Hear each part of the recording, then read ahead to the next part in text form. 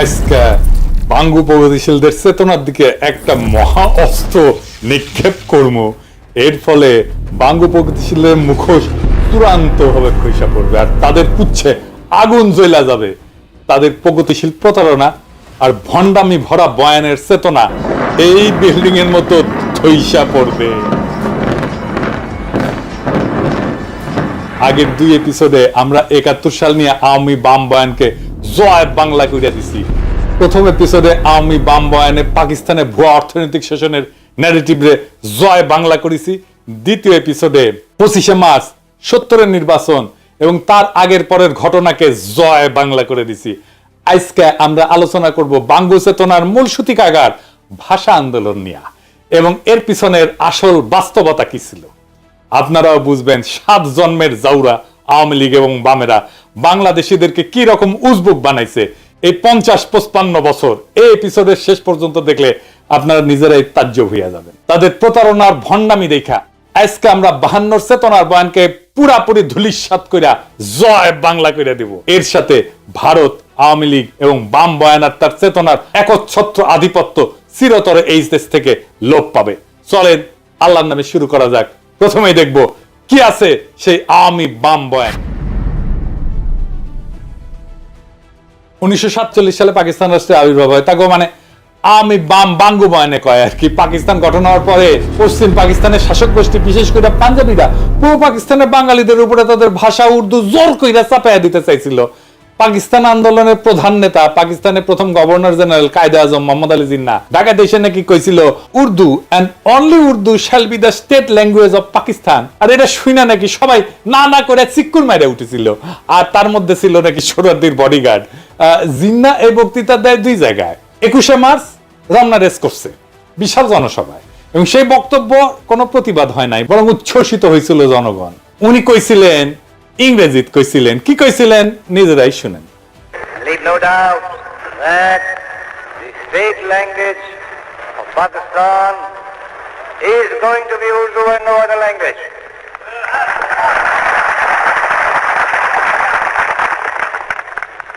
And anyone who tries to mislead you is really the enemy of Pakistan. Without state language, no nation can remain tied up solidly together and prosper. Look at the history. Every government has got to have some state language. Therefore, so far as the state language is concerned, Pakistan's state language shall be Urdu. ইংরেজিতে কইছিলেন, এটা ঠিকই কইছিলেন বলে বাঙ্গু প্রগতিশীলদের ধরে নেওয়া উচিত ছিল, তাই না? বাংলা এটা ছিল এরকম। এই কথা আপনাদের খুব স্পষ্ট করে বলতে চাই, পাকিস্তানের রাষ্ট্রভাষা হবে উর্দু এবং অন্য কোনো ভাষা না। যে আপনাদের ভুল পথে চালানোর চেষ্টা করবে সে পাকিস্তানের শত্রু। কিন্তু আপনি এটা কোথাও দেখবেন না। 24শে মার্চ কার্জন হলে তিনি একই রকম কথা বলছিলেন। শোনা যায় এইখানে বাঙ্গু প্রগতিশীলরা না না কইরা উঠেছিল। এটা একটা সিনেমাটিক প্রচার আছে, কিন্তু কোনো অরিজিনাল ফুটেজ এখনো পর্যন্ত কেউ দেখে নাই। অবাক লাগে না আপনাদের? আসলে বক্তব্য দেওয়ার টাইমে না না করেছিল কিনা আমার সন্দেহ হয়, তাই সেটা দেখাতে পারতেছি না, তাই সিনেমা থেকে দেখাই। হ্যাঁ দেখেন। But the new nation of Pakistan will have one national language, Urdu. এখন বাঙ্গু প্রগতিশীলরা কি কয়, কেন উর্দুকে পাকিস্তানের রাষ্ট্রভাষা করতে চাইছিল? তারা বলে বাঙালিরা যেন চিরকাল পাঞ্জাবিদের অধীনে থাকে, এর ফলে নাকি তাদের শোষণ করতে সুবিধা হবে। পাকিস্তানের শোষণের বয়ান আগের ভিডিও জয় বাংলা করেছি না এটা। এছাড়া তা কয় যে এটা হলো চাকরি শিক্ষা সব জায়গায় বাঙালিরা পিছায় পড়বে। সবচেয়ে ভয়াবহ ব্যাপার যেটা হবে সেটা হইতেছে বাঙালিরা নাকি নিজেদের মাতৃভাষা ভুলে যাবে। সে ভাষায় কথা বলতে পারবে না, মায়ের কোলে বসে ছড়া শুনতে পারবে না। আর এই বয়ান নিয়ে বাঙ্গু প্রগতিশীলরা অনেকগুলো গান লিখেছে, তার মধ্যে অন্যতম বিখ্যাত গান হইতেছে ওরা আমার মুখের ভাষা কাইরা নিতে চায়, তারা কথায় কথায় শিকল পরায় মোদের হাতে পায়। কি অদ্ভুত একটা গান। প্রত্যেক 21শে ফেব্রুয়ারিতে বিভিন্ন জায়গায় স্কুল কলেজে সাংস্কৃতিক প্রোগ্রামে গান বাজানো হয়। এই গান হইতেছে প্রগতিশীলদের কাছে অনেকটা সোহরাওয়ার্দীর বডিগার্ডের 7ই মার্চের ভাষণের মতো। এই গান না বাজাইলে তাদের চেতনা পরিপূর্ণ হয় না। এবার আসেন এই গান আমরা বিশ্লেষণ করি, একে একে চোখে আঙুল দিয়ে দেখাই দিই। পুরা বাঙ্গু বয়ানকে জয় বাংলা করবো আজকে ইনশাল্লাহ। সবার প্রথমে যে কথা উঠে আসে সেটা হইলো ওরা আমার মুখের ভাষা কাইরা নিতে চায়। এটা তো সম্পূর্ণ মিথ্যা বানাওয়াটমূলক একটা অপপ্রচার। এখানে ওরা বলতে পশ্চিমা শাসক গোষ্ঠী অথবা পাঞ্জাবিদেরকে বোঝানো হয়েছে, তাই না? প্রথম পয়েন্ট হইতেছে কায়েদ আজম জিন্নাহ যে ঘোষণা দিছিলেন সেটা হইতেছে পাকিস্তানের সংবিধানে অফিসিয়াল ভাষা বা স্টেট ল্যাঙ্গুয়েজ কি হবে, রাষ্ট্রভাষা কি হবে, রাষ্ট্রভাষা কি হবে।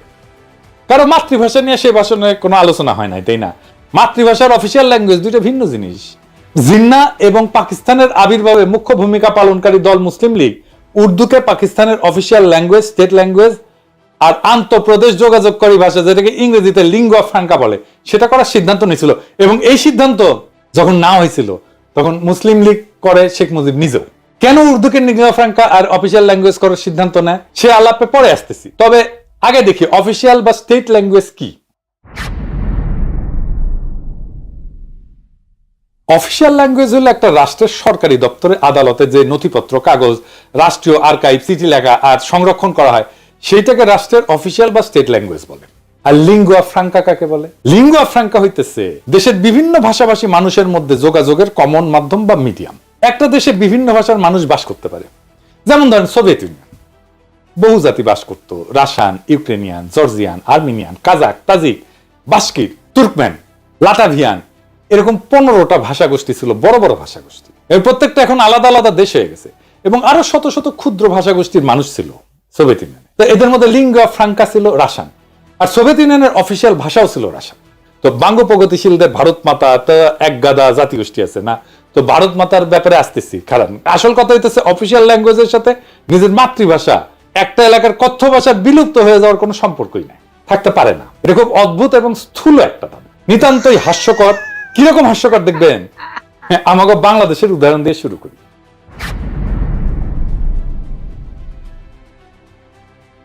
বাংলাদেশের অফিসিয়াল ভাষা হচ্ছে বাংলা, তাই না? আমরা তো সবাই জানি রাষ্ট্রভাষা বাংলা। তো বাংলাদেশে অন্য ভাষাভাষী জনগোষ্ঠী আছে, যেমন সিলেটি আছে, সাতগাই আছে, চাকমা আছে, গারো আছে, সাঁওতাল আছে, অনেক আছে, তাই না? তো আমি চাকমা গারোদের উদাহরণে আজকে যাব না, সিলেটি আর সাতগাই এই ধরে এই দুই ভাষা বাংলা থেকে সম্পূর্ণ আলাদা ভাষা। তাদের প্রায় সম্পূর্ণ ইউনিক ভোকাবুলারি আছে, শব্দ ভান্ডার আছে, যেটা অন্য কেউ বুঝে না। এমনকি সিলেটি ভাষা তার নিজস্ব বর্ণমালা আছে, যেটাকে সিলেটি নাগরী বলে। একজন সাধারণ বাংলাভাষী মানুষের পক্ষে সিলেটি বা তাটগাইয়া ভাষা বোঝা অসম্ভব, কারণ তাদের ভোকাবুলারি বা শব্দকোষ প্রায় সম্পূর্ণ ভিন্ন। কারণ ঠান্ডা মাথায় ভেবে দেখেন তো, বাংলাকে অফিসিয়াল ভাষা করার ফলে কি সিলেটি বা চিটাগাং এর মানুষ কি তাদের কথ্য ভাষা বা মাতৃভাষা ভুলে গেছে? না, যায় নাই। কেন যাবে? আশ্চর্য কথা। এটা তো কত উদ্ভট একটা দাবি, সেটা কল্পনা করলেও হাসি লাগে। বাঙ্গ প্রগতিশীলদের দাবি যে ওরা আমার মুখের ভাষা কাইরা নিতে চায়, এটা সম্পূর্ণ গাঁজাখুরি একটা দাবি। এখন যদি চিটাগাং বা সিলেটের ভাইয়েরা যদি বলে ওরা আমার মুখের ভাষা কাইরা নিতে চায়, তাহলে বাঙ্গ প্রগতিশীলরা কই যাবে? বাঙ্গ প্রগতিশীলরা আরো বলে যে পাঞ্জাবি ইরানকে আমাদেরকে শোষণ করার জন্য উর্দু আমাদের উপরে চাপাই দিতে চাইছিল। হায় রে দুনিয়া! বাঙ্গ প্রগতিশীলদের আইকিউ আর সাধারণ জ্ঞান অনেক কম হয়, এটা আমরা সবাই জানি। শিক্ষা দীক্ষাতেও তারা সাধারণত লাড্ডা গোড্ডা হয় আর কি, লেখাপড়া কম করে, শেষ করতে পারে না বেশিরভাগ ক্ষেত্রেই। তো যাই হোক, তাই বলে এত কম হয় এটা কল্পনাতীত। আজকে এক ভদ্রলোকের সঙ্গে কথা হইতেছিল, উনি লন্ডনে থাকেন। তো ওনারে কইলাম যে এই বাঙ্গ প্রগতিশীলদের এত আপনারা পাত্তা দেন, বলেন তো দুনিয়ার কোন দেশে, বড় শহরে, কোন শহরে একজন সো কল্ড বাঙ্গ প্রগতিশীল, একজন সাকসেসফুল প্রফেশনাল, ভালো চাকরি বাকরি করে, প্রফেশনালি এক্সট্রিমলি সাকসেসফুল, সমাজের মানুষ তাকে চেনে, নোটিস করে, মানে সমাজে তার প্রভাব আছে? নাই। দুনিয়ার যে কোনো বড় শহরে, ধরেন London, Paris, new York, Geneva, Sydney, কোথাও পাবেন না। বাম, সেকুলার, আওয়ামী লীগ, এগুলো কোথাও পাবেন না। আহম্মকের দল এটাই জানে না যে পাঞ্জাবিদের নিজেদের মাতৃভাষা বা কথ্য ভাষা উর্দু না, তাদের কথ্য ভাষা হচ্ছে পাঞ্জাবি। পাঞ্জাবি ভাষা হিন্দুস্তানি বা উর্দু থেকে সম্পূর্ণ আলাদা একটা ভাষা। শুনেন, ਚਾਨਣ ਘਟ ਰਿਹਾ ਸੀ, ਹਨੇਰੇ ਦੀ ਆਮਦ ਦੇ ਨਿਸ਼ਾਨ ਪ੍ਰਗਟ ਹੋ ਰਹੇ ਸੀ ਤੇ ਕਹਿੰਦੇ ਆ ਲੋਕਾਂ 'ਚ ਹਾਹਾਕਾਰ এটা হইতেছে পাঞ্জাবি। কি বুঝতে পারলেন যে এটা যে উর্দু না, এটা যে হিন্দি না? শুধু তাই না, পাকিস্তানের সীমান্ত প্রদেশের পশতুনদের মাতৃভাষা হচ্ছে পশতু, সিন্ধুর ভাষা সিন্ধি, বেলুচিস্তানের ভাষা বালুচ। এই সমস্ত প্রত্যেকটা ভাষা আলাদা আলাদা। কেউ কি নিজেদের ভাষা ভুলে গেছে উর্দুকে অফিসিয়াল ল্যাঙ্গুয়েজ করার ফলে? কারো কি ভাষা কায়দা না হয়েছে? পুরো দাবিটা এত বোগাস, এটাকে যে লজিক দিয়া, যুক্তি দিয়া ভ্রান্ত প্রমাণ করা লাগতেছে, সেটা ভাবতে অবাক লাগে। ধরে নিলাম পাঞ্জাবিরা আমাদের শোষণ করতে চায়, তাহলে তো তারা পাঞ্জাবিকে রাষ্ট্রভাষা করার ঘোষণা দিত, উর্দুকে না, তাই না? জিন্নার জন্ম সিন্ধুর করাচি শহরে। উনার দাদা গুজরাটের অধিবাসী, তাদের কথ্য ভাষা গুজরাটি ছিল। মোহাম্মদ আলী জিন্নাকে ছোটবেলাতে ইংল্যান্ডে চলে যাওয়ার ফলে ইংলিশে বেশি স্বাচ্ছন্দ্য বোধ করতেন উনি, এবং সেই ভাষাতেই কথা বলতেন। ধরে নিলাম যে উনার নিজের ভাষা আমাদের উপরে চাপাই দিতে চাইতেছিলেন। তাই যদি হইতো তাহলে উনি গুজরাটিকে পাকিস্তানের একমাত্র রাষ্ট্রভাষা করার ঘোষণা করতেন, উর্দুকে না, তাই না? জেনারেল আইয়ুব খান উনি সীমান্ত প্রদেশের মানুষ ছিলেন, জন্ম সীমান্ত প্রদেশের হরিপুর জেলা রেহানা নামের একটা গ্রামে। তো আপনার রেহানা নাম শোনেন না, এটা কিন্তু এই গ্রাম থেকে আসছে। ওনাদের মাতৃভাষা অন্য পাঠানদের পশতুদের চেয়ে আলাদা ছিল। ওনার মাতৃভাষা ছিল হিন্দকো। ইয়াহিয়া খান ছিলেন কিজিলভাস, এর মাতৃভাষা ছিল ফার্সি বা যেটা ইরানের ভাষা।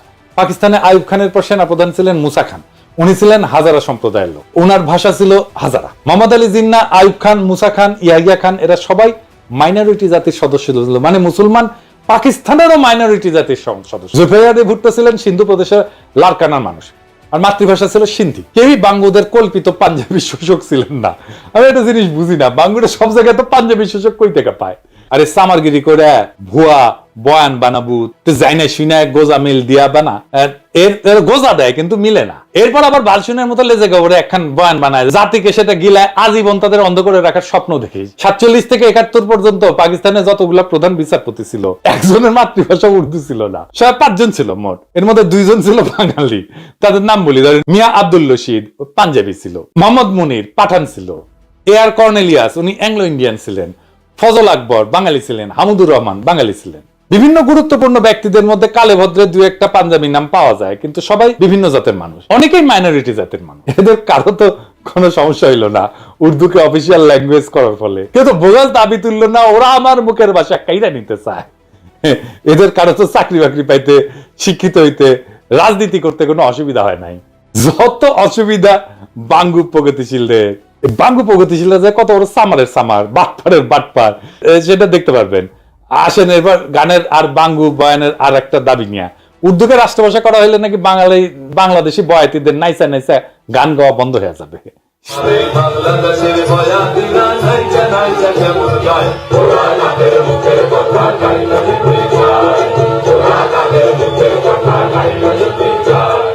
শুধু তাই না, সোহরাওয়ার্দীর বডিগার্ড তার বইতে কি লিখেছে, গায়ক আব্বাস উদ্দিন তারে কি কয় দেখেন।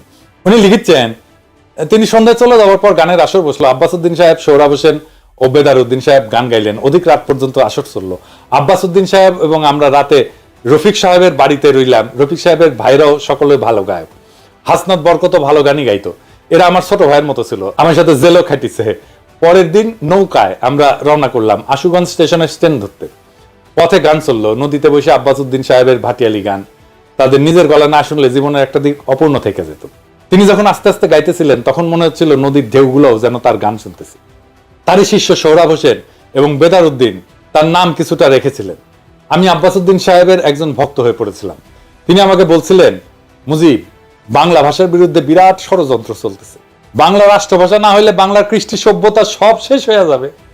আজ যে গানকে তুমি ভালোবাসো এর মাধুর্য মর্যাদা নষ্ট হয়ে যাবে। যা কিছু হোক, বাংলাকে রাষ্ট্রভাষা করতেই হবে। আমি কথা দিয়েছিলাম এবং কথা রাখতে চেষ্টা করেছিলাম। কি আজগুবি এক দাবি, বাংলা অফিসিয়াল না হইলে নাকি বাংলার কৃষ্টি সভ্যতা সব শেষ হয়ে যাবে, গানের মাধুর্য মর্যাদা নাকি গোল্লায় যাবে। উজবুকের দল সম্পূর্ণ ডাহা মন গড়া এই সমস্ত দাবি তুলছে। 47-এর আগ পর্যন্ত ইংরেজ আমলে আমাদের অফিসিয়াল ভাষা কি ছিল? কি ছিল? ইংরেজি। তো ইংরেজি, আবার কইতেছি ইংরেজি। তখন কি ইংরেজি আমলে বাংলার বয়াতিরা নাইসা নাইসা গান গাওয়া ভুলে গেছিল? 200 বছরের বেশি তো শাসন করেছিল, তাই না? তো এই 200 বছরে কি গান গাওয়া ভুলে গেছিল?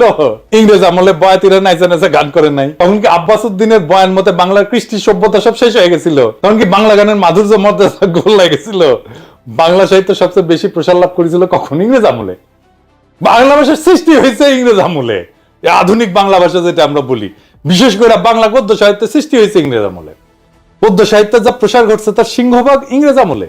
বিভিন্ন বাংলা পত্র পত্রিকা, মাসিক সাহিত্য পত্রিকা সব ইংরেজ আমলে শুরু হয়েছিল। 1800 সালে কলকাতাতে ইংরেজদের ফোর্ট উইলিয়াম কলেজ প্রতিষ্ঠার পরে বাংলা সাহিত্য সৃষ্টি এবং প্রসার লাভ করা শুরু করে।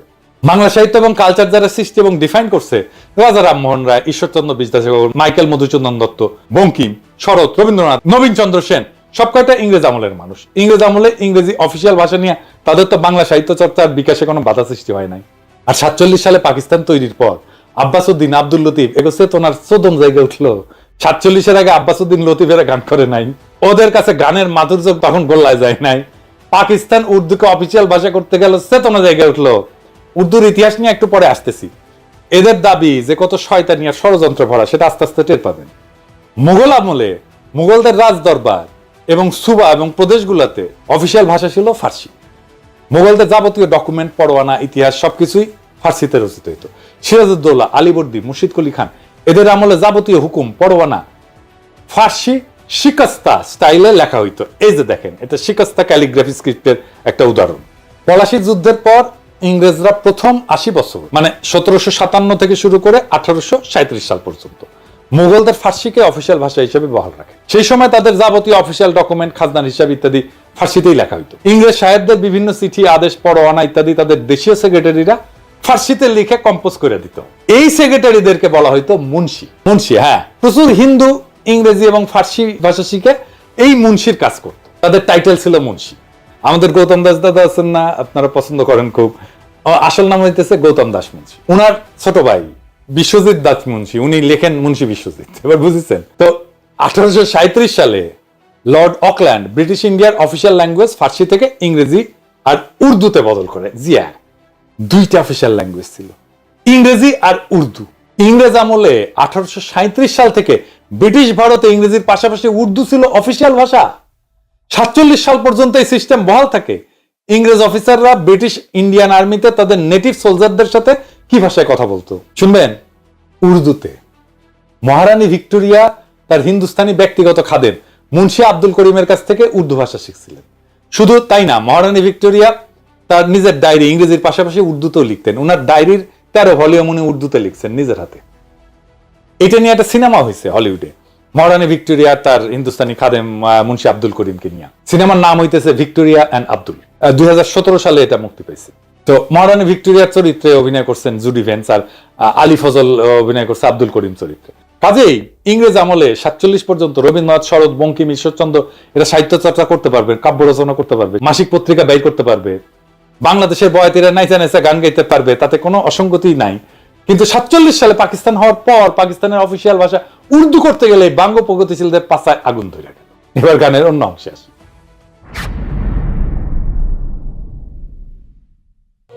আর এক কথা মনে কইরা রাখি তৈরা যায়, ঘুম পাড়াই লাগাই তোদের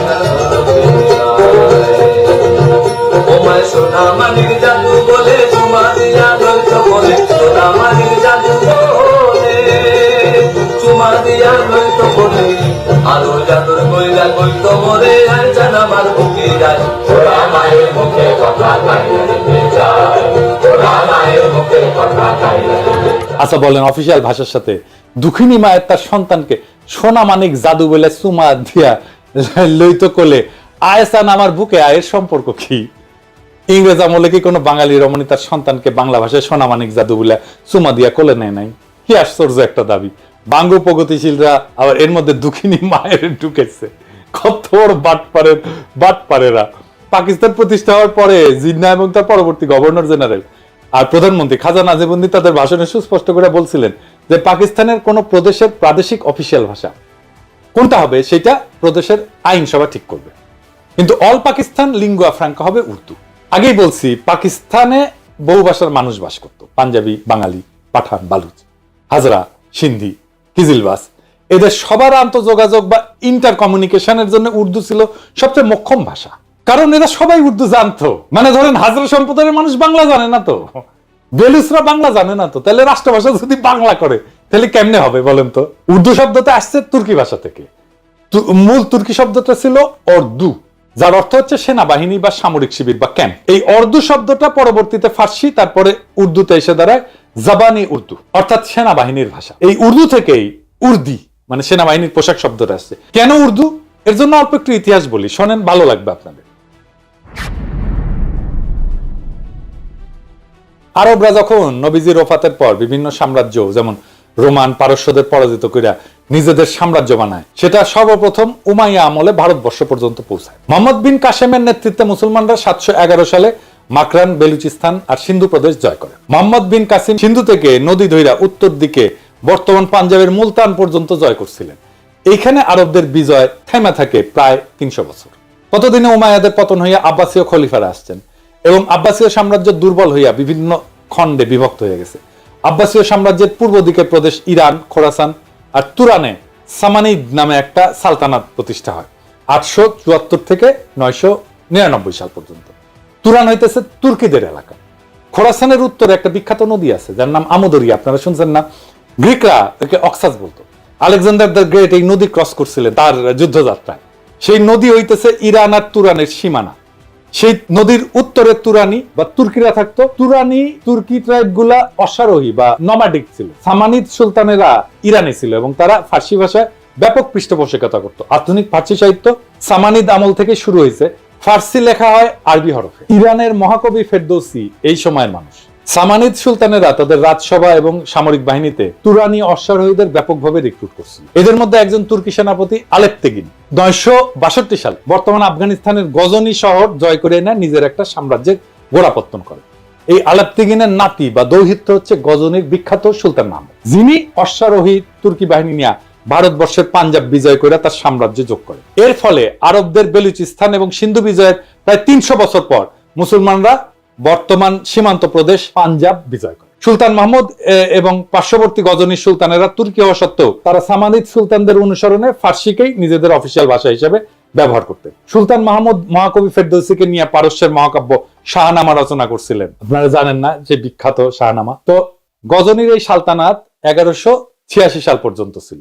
1186 সাল পর্যন্ত আফগানিস্তানের ঘুর শহরে তুর্কিক সেনাপতি মুইজুদ্দিন মোহাম্মদ ঘুরি গজনির সালতানাতকে বিজয় করে যোগ করেন নিজের সাম্রাজ্যে। এরপর উনি 1192 সালে দিল্লির কাছে নিজের বর্ম আচ্ছাদিত ঘোড়সওয়ার হেভি ক্যাভারলি এই তুর্কি বাহিনী নিয়ে তরাইনের যুদ্ধে রাজপুত রাজা পৃথ্বীরাজ চৌহানকে পরাজিত করে ভারতবর্ষের মুসলমানদের প্রথম কেন্দ্র দিল্লি সালতানাত প্রতিষ্ঠা করেন। এই সময়ে দিল্লি সালতানাতে তুর্কি, আফগান, ইরানি এই সমস্ত মুসলিম জাতি সেনা হিসেবে দলে দলে যোগ দেয়, কিন্তু তারা অফিসিয়াল ভাষা হিসেবে তাদের আগের গজনীর সুলতান মাহমুদ এবং সামানিদদের অনুসরণে ফার্সিকেই বহাল রাখে। ভারতবর্ষে মুসলিম শাসনের সূচনা হয় দিল্লি সালতানাতের মধ্য দিয়ে। এরপরে আস্তে আস্তে মুঘল বাদশাহ আওরঙ্গজেবের সময় প্রায় পুরো ভারতবর্ষ মুঘলদের অধীনে আসে। মুঘলরাও ফার্সির ব্যবহার জারি রাখে। দিল্লি ছিল সালতানাতের রাজধানী বা কেন্দ্রবিন্দু। দিল্লির আশেপাশের এলাকায় খারি বলি নামে একটা ভাষা প্রচলন ছিল। এত জাতের মুসলিম দিল্লিতে সেটেল করার ফলে তারা এই খারি বলি ভাষা ব্যবহার শুরু করে। এর মধ্যে যুক্ত হয় অসংখ্য ফার্সি আর আরবি শব্দ, মানে যেগুলো ধার করা শব্দ। আমাদের বাংলাতে অসংখ্য ধার করা শব্দ আছে। খারবলি আর ফার্সি এই দুইটা মিলে তৈরি হয় উর্দু ভাষা। একে হিন্দুস্তানি ভাষাও বলা হয়, কারণ এটার উৎপত্তি হিন্দুস্তানে দিল্লি সালতানাতের সময়। দিল্লি সালতানাতের আমলে 1300 শতকে বিখ্যাত কবি আমির খসরু, যাকে ভারতের তোতাপাখি বলা হয়, উনি এই উর্দু ভাষায় সাহিত্য রচনা করেন এবং তাকে উর্দু সাহিত্যের জনক বলা হয়। এই উর্দু ভাষাকে ফার্সি আরবি হরফেই লেখা হতো স্বাভাবিকভাবেই, কারণ যারা শিক্ষিত, যারা এই সাহিত্য রচনা করতেন, তারা অলরেডি সেই হরফের রাষ্ট্রীয় কাজে ফার্সিতে ব্যবহার করতেন। এখন হিন্দুস্তানে বিভিন্ন জাতের মুসলমানদের সমাগম ঘটে। ইরানি, তুরানি, আফগান, পাঠান, তাজিক, উজবেক, হাজরা ইত্যাদি। ভারতবর্ষের মুসলমানদের সেনা সামরিতে এরকম অনেক জাতের ঘোড়সওয়ার সৈন্য সেনাপতির সমাগম হইতো। তারা এই হিন্দুস্তানি ভাষায় নিজেদের মধ্যে কমিউনিকেশন করতেন। এই জন্য এই ভাষার নাম হয়েছে উর্দু বা ক্যাম। বোঝা গেছে? মুঘল বাদশাহ জাহাঙ্গীর, শাহজাহান, আওরঙ্গজেব থেকে শুরু করে বাহাদুর শাহ জাফর পর্যন্ত সবার মাতৃভাষা ছিল উর্দু। শেষ বাদশাহ বাহাদুর শাহ জাফর উর্দুতে একজন উৎকৃষ্ট কবিও ছিলেন। মুসলমানরা যখন ডেকান বা হিন্দুস্তানের দক্ষিণে নর্মদা নদীর বিন্ধ্য পর্বতমালার দক্ষিণে নিজেদের সালতানাত এক্সপ্যান্ড করে, সেই ডেক্কানেও মুসলমানরা লিঙ্গুয়া ফ্রাঙ্কা হিসেবে উর্দু ব্যবহার করে। দক্ষিণের উর্দুতে তামিল, তেলেগু থেকে অনেকগুলো ধার করা শব্দ আছে, এই জন্য সেটাকে দক্ষিণী উর্দু বলা হয়। কিন্তু হায়দ্রাবাদের নিজামরা যাতে তুর্কি হইলেও তারা হায়দ্রাবাদে উর্দুতেই কথা বলতেন। এমনকি হায়দার আলী আর টিপু সুলতান সুদূর দক্ষিণে মহীশূর রাজ্যের পত্তন করলেও সেখানেও মুসলমানরা লিঙ্গুয়া ফ্রাঙ্কা হিসেবে উর্দু ব্যবহার করতেন। যেমন ভারতের তেলেঙ্গানা রাজ্য ডেকান বা দাক্ষিণাত্যের একটা রাজ্য। ডেকানের হিন্দুদের ভাষা উত্তর ভারত থেকে আলাদা। দক্ষিণ ভারতের হিন্দুরা উত্তর ভারতের হিন্দিতে কথা বলতে চায় না। তেলেঙ্গানার মূল আঞ্চলিক ভাষা তেলেগু। সেই তেলেঙ্গানার মুসলমানরাও উর্দুকে নিজেদের লিঙ্গুয়া ফ্রাঙ্কা হিসেবে ব্যবহার করে। এই যে দেখেন, তেলেঙ্গানার রাজধানী শহর হায়দ্রাবাদের এমপি আসাদুদ্দিন ওয়াইসি উর্দুতে বলা কথা আর ভাষণ। तरीके से उसको तरतीब दी गई कि अक्सरती तबके के लोग जीत जाएं और मुस्लिम अकलियत के लोग कामयाब होने में बड़ी मुश्किलात पेश आए।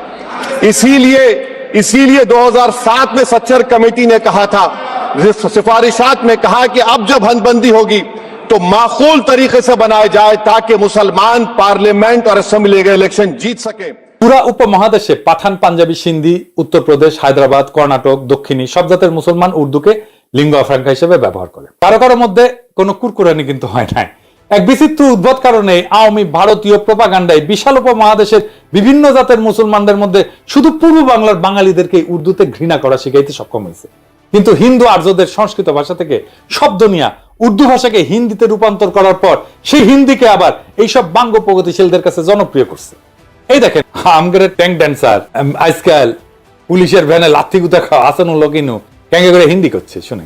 71 सन का मुक्तियुद्ध में पाकिस्तान हमका विरुद्ध था एवं पाकिस्तान हमका साथ लड़ाई किया था।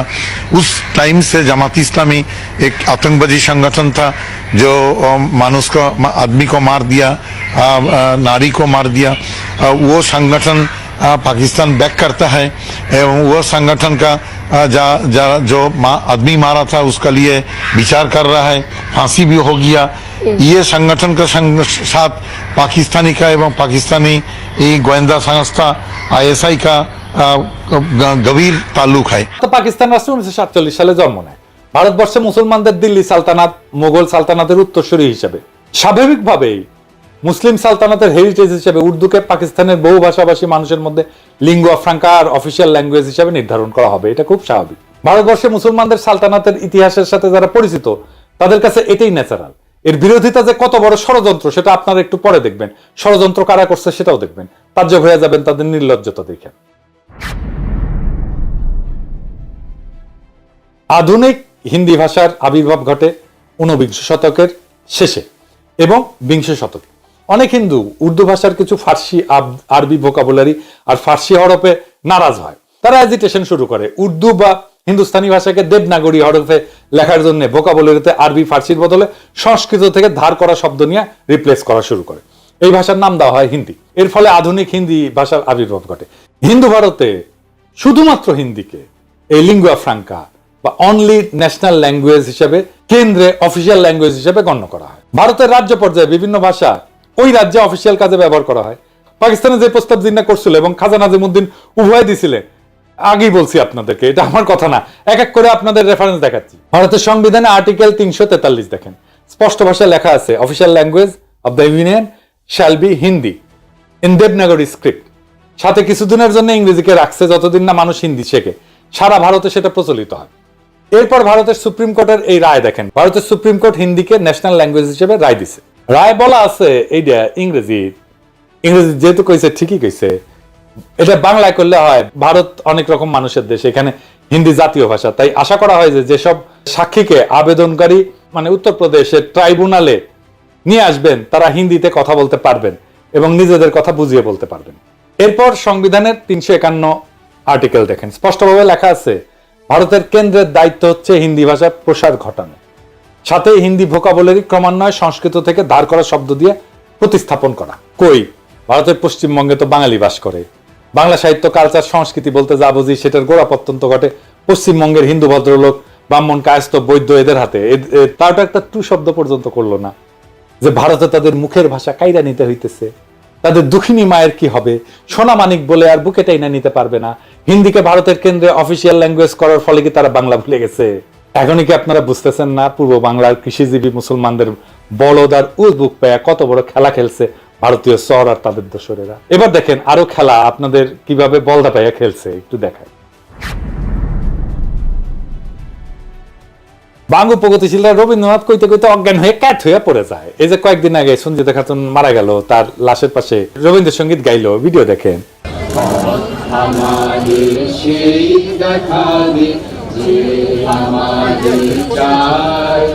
আমি অভয় মনে ছাড়ব তোরি, এই শুধু মোর দান।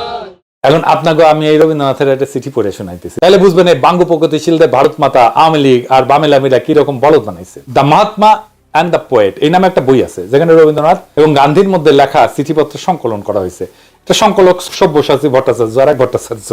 21 জানুয়ারি 1918 বিহারের মতিহারি থেকে গান্ধী রবীন্দ্রনাথকে একটা চিঠি লেখে। এই পত্রে গান্ধী রবীন্দ্রনাথের মতামত জানতেছে একটা বিষয়টা হইতেছে হিন্দিকে ভারতের একমাত্র জাতীয় ভাষা বা ন্যাশনাল ল্যাঙ্গুয়েজ করার ব্যাপারে, এই ভাষাকে আন্তঃপ্রদেশ যোগাযোগ এবং জাতীয় সমস্ত কমিউনিকেশনের ব্যাপারে চালু করা গান্ধীর প্রশ্ন ছিল এইরকম ইংরেজি, যে এটা কি ঠিক না যে হিন্দি একমাত্র সম্ভাব্য জাতীয় ভাষা এবং বিভিন্ন আন্তঃপ্রদেশের যোগাযোগের জন্য ভাষা হইতে পারে? চিঠির উত্তরে শান্তিনিকেতন থেকে 24শে জানুয়ারি 1918-তে রবীন্দ্রনাথ এই প্রস্তাবে সম্মতিসূচক মতামত দেন এবং হিন্দিকে ভারতের একমাত্র জাতীয় ভাষা যা আন্তঃপ্রদেশ যোগাযোগের জন্য উপযুক্ত বলে মতামত প্রদান করেন। তিনি স্পষ্ট বলছিলেন, হ্যাঁ, হিন্দি একমাত্র সম্ভাব্য জাতীয় ভাষা হইতে পারে ভারতের। আবার পড়ে শোনাচ্ছি, Hindi is the only possible national language in India. তবে এও বলেন, যেহেতু তাদের প্রজন্ম ইংরেজি শাসনের অধীনে বড় হয়েছে, ইংরেজি ভাষাতে নিজেদের মতামত আর্টিকুলেট করে হিন্দিকে সম্পূর্ণরূপে প্রচলন করতে আরেক জেনারেশন বড় হওয়া লাগবে। গান্ধী গুজরাটি, মাতৃভাষা গুজরাটি, এবং রবীন্দ্রনাথ বাঙালি, বিনা দ্বিধায় হিন্দিকে একমাত্র জাতীয় ভাষা হিসেবে মাইনে নিল। ভারত স্বাধীন হওয়ার পরে ভারতের সংবিধানেও হিন্দিকে একমাত্র অফিসিয়াল ভাষা হিসেবে ঢুকানো হইল এবং এর পাশে ইংরেজিকে রাখা হইল যতদিন নতুন প্রজন্ম হিন্দি না শিখে। যে বাঙ্গ প্রগতিশীলরা এত রবীন্দ্রনাথ বই করলে পাগল হইয়া যায়, কাইট হয়ে পড়ে যায়, সে রবীন্দ্রনাথ নিজেই তো তার দেশ ভারতে হিন্দিকে সর্বভারতীয় ভাষা হিসেবে প্রমোট করছে। এখানে বাঙ্গ প্রগতিশীলদের আইকন রবীন্দ্রনাথ তাহাও করে নাই যে সে তার মাতৃভাষা ভুলা যাবে। পশ্চিম বাংলার কোন কবি সাহিত্যিক তো এটা একটা টু শব্দ করে নাই, যেহেতু রবীন্দ্রনাথ কইছে, ঠিকই কইছে। আর জিন্না একই কথা কইয়া ভিলেন হইয়া গেল বাঙ্গ প্রগতিশীলদের কাছে। এটা কত বড় সামার বাটপারের বাটপার দেখেছেন। ভারতের কেন্দ্রে, সচিবালয়, আদালতে, আর্মিতে সব জায়গায় অফিসিয়াল ভাষা হচ্ছে হিন্দি বা ইংলিশ। সব ফাইলপত্র, যোগাযোগ, চিঠি আদান প্রদান হিন্দি অথবা ইংলিশে করা লাগে। ভারতের পার্লামেন্টে কথা বলতে গেলে হিন্দি বা ইংলিশ ব্যবহার করতে হয়। পার্লামেন্টের মেম্বার, রাজনীতিবিদ যদি বকলম বা মূর্খ হয় তাহলে স্পিকারের বিশেষ অনুমতি নিয়ে অন্য ভাষায় বক্তৃতা দিতে পারে, যদিও সেই বক্তব্য কেউ শুনে না। এই যে দেখেন, পশ্চিমবঙ্গের লোকসভার একজন সদস্য অভিষেক ব্যানার্জি ডায়মন্ড হারবার 24 পরগনা আসনের এমপি, লোকসভায় হিন্দিতে কথা হচ্ছে। দেখেন, खबर रखिए और कुर्सी का पीटी बांध लीजिए, मौसम बिगड़ने वाला है। आप डायरेक्शन देंगी ये मुझे? पश्चिम बंगाल के चीफ मिनिस्टर ममता बनर्जी सदन के सदस्य है, नहीं है? तो उन्होंने क्यों टिप्पणी किया? বাঙ্গু প্রগতিশীলরা তো ভারত মাতা শুইয়া কায়েত, এরা কিন্তু ভারত মাতার বিরুদ্ধে একটা টু শব্দ করবে না। আপনাদের কি আসলে বিশ্বাস হয় যেই সব 7 জন্মের জাউরাজ, আওয়ামী লীগ, সিপিবি, বামপন্থী বুদ্ধিজীবী সাহিত্যিক যেমন শাহরিয়ার কবির, কমিউনিস্ট মুনির চৌধুরী, যারা ভাষা আন্দোলন নিয়ে লাফাইছে, তারা কি এইটার জবাব দিতে পারবে যে যদি 47-এর দেশভাগ না হইয়া আমরা যদি অখণ্ড ভারতের অংশ হইতাম তাহলে কেন্দ্রে অফিসিয়াল ভাষা কি হইতো? হিন্দি হইতো তো, তাই না? তো তারা কি হিন্দি ব্যবহারের বিরুদ্ধে একটা টু শব্দ করতো? তারা তো তাদের গুরুদেব রবীন্দ্রনাথের আদেশ দেখে কাইট হয়ে পড়ে যেত। আসলে ওদের সবসময় উদ্দেশ্য ছিল ভারত মাতার এজেন্ডা বাস্তবায়ন করা। আমাদের আগের 2টা এপিসোডে দেখাইছি, এপিসোডের মাধ্যমে সেটা আবার স্বতঃসিদ্ধভাবে প্রমাণ করলাম আপনাদের সামনে আরেকবার। এরা সব সময় এই ভূখণ্ডের মুসলমানদেরকে দুর্বল করে রাখতে চেয়েছে, এখনো সেটার জন্য আপ্রাণ চেষ্টা করে যাচ্ছে।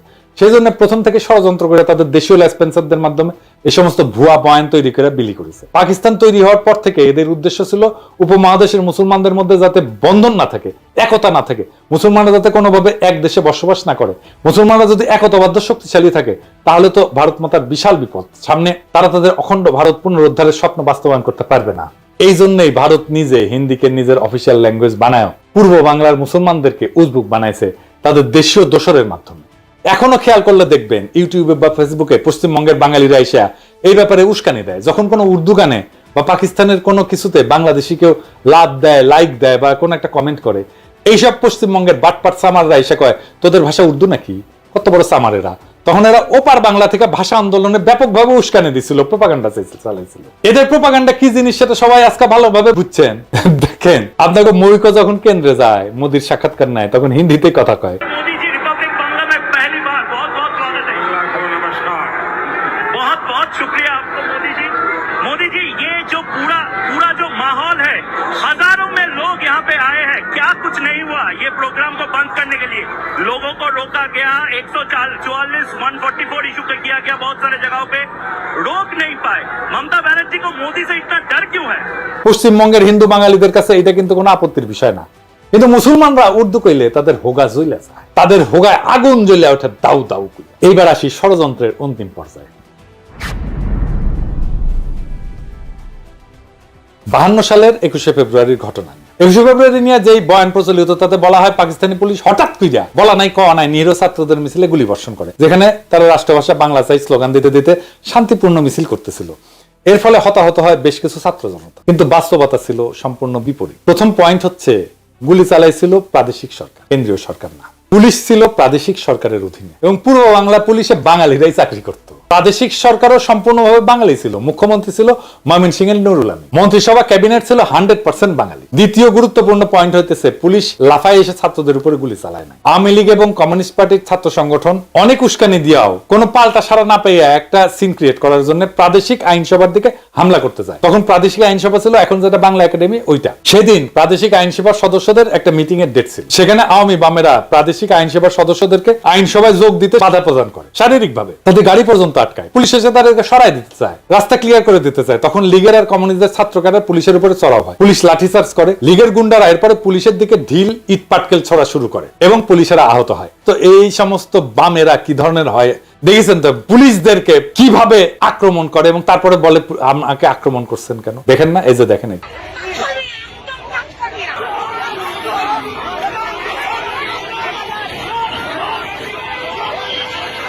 তখনকার পুলিশ তো আজকালকার মতো বডি আর্মার হেলমেট টেলমেট এগুলো ছিল না। পুলিশ খালি হাফ প্যান্ট পরতো, শার্ট আর একটা ক্যাপ পরে থাকে। এই অবস্থায় যদি ইট পুলিশের কপালে লাগে তাই তো মারাত্মক ব্যাপার। এই অবস্থায় পুলিশ পরিস্থিতি নিয়ন্ত্রণে প্রথমে টিয়ার গ্যাস ছড়ে, এরপর পরিস্থিতি আরো অবনতি ঘটে, লীগ আর বামেরা আরো চড়াও হয়। এইভাবে পরিস্থিতি অবনতি ঘটতে থাকলে পুলিশ সর্বশেষে গুলি চালায়। এই গোলাগুলিতে 4 থেকে 5 জনের মতো নিহত হয়। এই ঘটনা আসল বিবরণ প্রখ্যাত সাহিত্যিক সাংবাদিক, সেই সময়ে সবচেয়ে বড় পত্রিকা দৈনিক আজাদের সম্পাদক আবুল কালাম শামসুদ্দিনের আত্মজীবনী অতীত দিনের স্মৃতিতে আছে। এই ঘটনাকে বিকৃত করে লীগ আর বামেরা কি অপপ্রচার চালাইছে সেটা আপনারা এখন কল্পনা করেন। আমি আবুল কালাম শামসুদ্দিনের বই থেকে একটু পড়ে শুনি। অবস্থা চরমে উঠল 1952 সালের 21 ফেব্রুয়ারি মোতাবেক 1357 সালের 8ই ফাল্গুন তারিখে। সেদিন ঢাকার স্কুল কলেজগুলিতে হরতাল ঘোষণা করা হয়েছিল এবং এক বিরাট ছাত্র মিছিল আইন পরিষদ ভবনের সম্মুখে যাওয়ার চেষ্টা করেছিল 144 ধারার নিষেধাজ্ঞা অমান্য করে। শোনা যায় পরিষদের অধিবেশনে যোগদানের উদ্দেশ্যে গমনকারী কয়েকজন মোটরাহি পরিষদ সদস্যকে নাকি ছাত্র মিছিলের তরফ থেকে পথে আটকাবার চেষ্টা করা হয়েছিল। এতেই গোলমাল পেকে ওঠে, পুলিশ বাধা দিতে চেষ্টা করে,